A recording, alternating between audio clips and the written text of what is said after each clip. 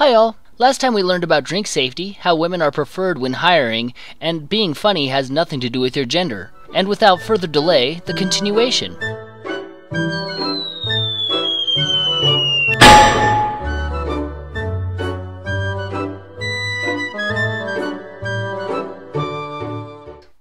I'm not told by strangers, or anyone else, to smile. Not once has it happened since. Not once. Yes, because being told to smile is such a burden. Apparently women have to magically do what people say when told or asked to do something. I don't have strangers giving me uninvited opinions about my body as I pass by, or then expecting me to thank them for it. Again, not once has this happened in the usual everyday world. You're right. I wouldn't call this a privilege nor a disadvantage, as there are women that see this as a good thing. I have a feeling it's only feminists that find this to be a problem, and only 1 in 5 women refer to themselves as feminist. For good reason. I'm allowed to have body hair. Enough said. You are always allowed to have body hair. Enough said. Here again, feminists care too much about what other people think. I'm allowed to grow old, and likely would be considered handsome and sophisticated because of it. I'm not handsome and sophisticated now. What makes you think that when I get older this will improve my chances with the ladies? Here again is another example of caring about public opinion. I'm allowed to eat without being policed. I'm actually still pretty damn skinny, but people no longer do things like judge me about what I'm eating or ask if I should be eating all that. I think you were just unlucky as a woman. Society at large, and especially men, couldn't care less what you eat and certainly are not going to police it. For me, nothing is more annoying than a woman buying a salad at a 5-star restaurant just to watch her figure.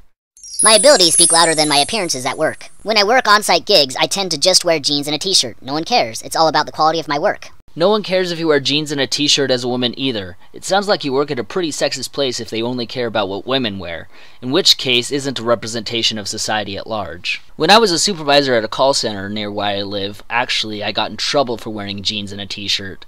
Management did care. So much for my male privilege. The bulk of porn is made with me in mind. Well, the general sense of a guy who has any sexual interest in women. Even lesbian porn is often geared toward the male gaze. Duh. Please take a marketing class. It will serve you much better than your gender studies degree, I promise. Romance novels aren't written with men in mind, because that isn't who's reading them. That doesn't mean I can't pick one up and read it, but it's marketed to women because guess who's mostly reading it? Oh, women! Same goes with porn. Older white guys treat me like a best friend, especially when I have to wear professional slacks and a tie. I've been amazed on how many strangers happily strike up conversations with me in this kind of fatherly way. Their smiles are warm, their eyes are bright, and they seem eager to bestow any wisdom upon me that I could ever think to ask. It's like I'm automatically their patriarchal protege or something. Old people like to strike up conversations with lots of people. It's just before, as a woman, you thought it was creepy and projected your emotions and presuming that they had ulterior motives. Nah, that's just old men, and has nothing to do with this myth of patriarchy you keep alluding to. As a man, you are still projecting. It must be a feminist thing. I can be a gamer without worry of being threatened, insulted, or demeaned. The gaming industry is still very much a man's world. Female characters are frequently sexualized, brutalized, and demeaned when they're represented at all, right along with the female gamers themselves. Female gamers aren't demeaned. At least no more so than male gamers. You are obviously not a gamer. More crap from the Anita Sarkeesian chair squad. She has obviously made you retarded, and I'm sorry she did that to you.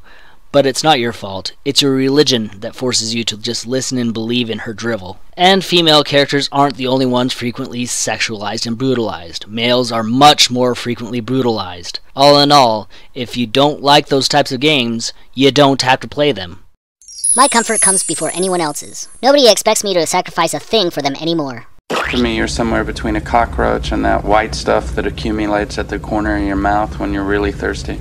Because the government and all of society ensures that we sacrifice for the comfort of women. Lady standing on a bus or subway? Here, have my seat.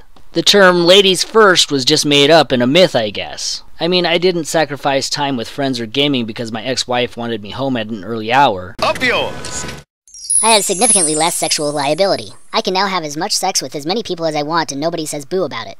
But now that you're a man, good luck on getting as much sex as you want. You are now the potential rapist and regular creepy guy for wanting sex. I'd rather be able to have as much sex as I want and have society call me a slut than try and have sex and be called creepy because I'm not that attractive. I hope you like your new privilege.